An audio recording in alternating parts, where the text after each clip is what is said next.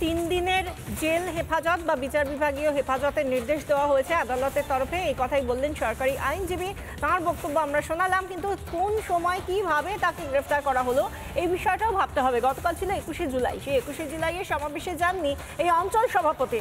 তাকে গ্রেফতার করা হলো তার বাড়ি থেকে, বহরমপুরের তার বাড়ি থেকে। বাড়িতেই বসিয়েছিলেন জুয়ার আসর, এবং একদিন নয়, তিনি বহুদিন ধরে এই জুয়ার আসর বসাতো। কিন্তু তা সত্ত্বেও কোনো রকমভাবে তাকে নাকি কিছু জানতেই পারলো না পুলিশ, তারপর তাকে গ্রেফতার করা হলো। কি বলছেন সজল ঘোষ, বিজেপি নেতা, শুনুন। আসলে আসেনি বলে গ্রেফতার হয়েছে। ও যদি 21শে জুলাইয়ের মঞ্চের আশেপাশে বসে জুয়া খেলতো তাহলে সেটা কোনো সমস্যা হতো না। কারণ আপনারা তো দেখেইছেন, সবাই ওখানে গিয়েছে, কে আন্দোলনের জন্য গেছে, কে শহীদকে স্মরণ করতে গেছে। সব দোকানে মদ মাংস এই তো চলেছে সারাদিন প্রকাশ্যে। হ্যাঁ, সেখানেও বাড়িতে বসে থাকবে কেন? গ্রেপ্তার হয়েছে, ঠিক করেছে। প্রকাশ্যে বাড়ির মধ্যে, যে বাড়িতে কিনা সিসিটিভি দিয়ে মোড়া, পেল্লাই ঝাঁ চকচকে বাড়ি, সেই বাড়িতে, সেটা আবার তৃণমূলের জেসের লোক, জেসে নেতা নয়, অঞ্চল সভাপতির বাড়ি। রীতিমতো এলাকায় যার দাপট রয়েছে, সেই বলাই দত্ত, তিনি দিনের পর দিন জুয়ার আসর বসিয়ে গিয়েছেন। তিনি এবং তার সঙ্গে মোট 8 জনকে গ্রেফতার করা হয়েছে পুলিশের তরফে। এবং তারপর যখন মেডিকেল করিয়ে তাদেরকে আবার থানায় ফেরানো হচ্ছে, সেই সময় মুখ লুকিয়ে কোনো রকমে পালাচ্ছেন বলাইবাবু। বলাইবাবু এতদিন ধরে তিনি নিজের বাড়িতে জুয়ার আসর বসালেন, অথচ কেউ জানতে পারলো না, পুলিশ কোনো ভূমিকা নিল না। পুলিশ কোনো দিন ধরে একটা দিনের জন্য তার বাড়িতে গিয়ে রেড করলো না, বা কোনো রকমভাবে তল্লাশি চালালো না। আদতে এই যে কানাঘুষো, যেটা এতদিন ধরে এবার সামনে আসছে যে তিনি করে গিয়েছেন, এভাবে জুয়ার আড্ডা বসিয়ে গিয়েছেন, নিজে খেলেছেন, অপরকে ডেকেছেন, তাহলে কেন পুলিশ কিছু বলেনি? এই প্রশ্নটা সবাই তুলছেন। কি বলছেন ভাঙড়ের আইএসএফ বিধায়ক নওশাদ সিদ্দিকী, শুনুন।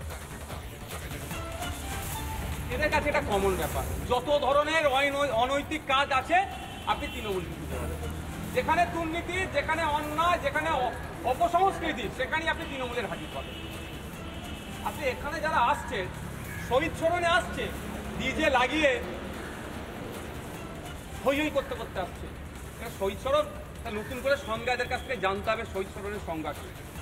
শহীদ স্মরণে এসে পার্কে ঢুকে বা গাছের আড়ালে গিয়ে বাংলা থেকে শুরু করে বিভিন্ন মদ খেতে শুরু করে দিচ্ছে।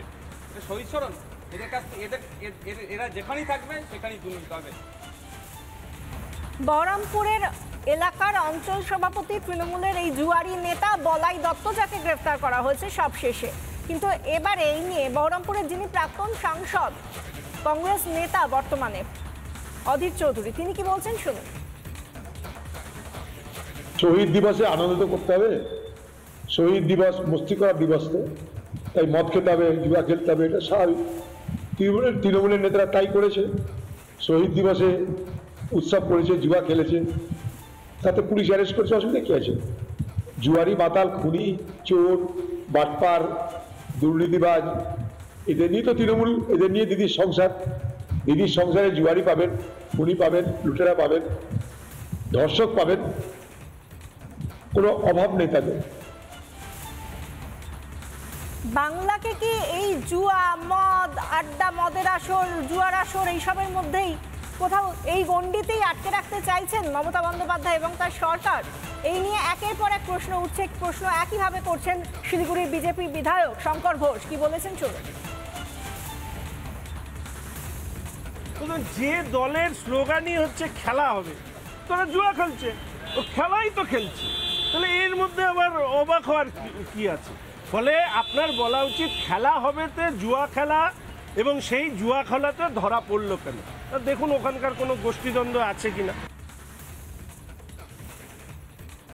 নানা ধরনের কন্টেন্ট দেখার জন্য লাইক করুন, শেয়ার করুন আমাদের ফেসবুক পেজ, সাবস্ক্রাইব করুন আমাদের ইউটিউব চ্যানেল।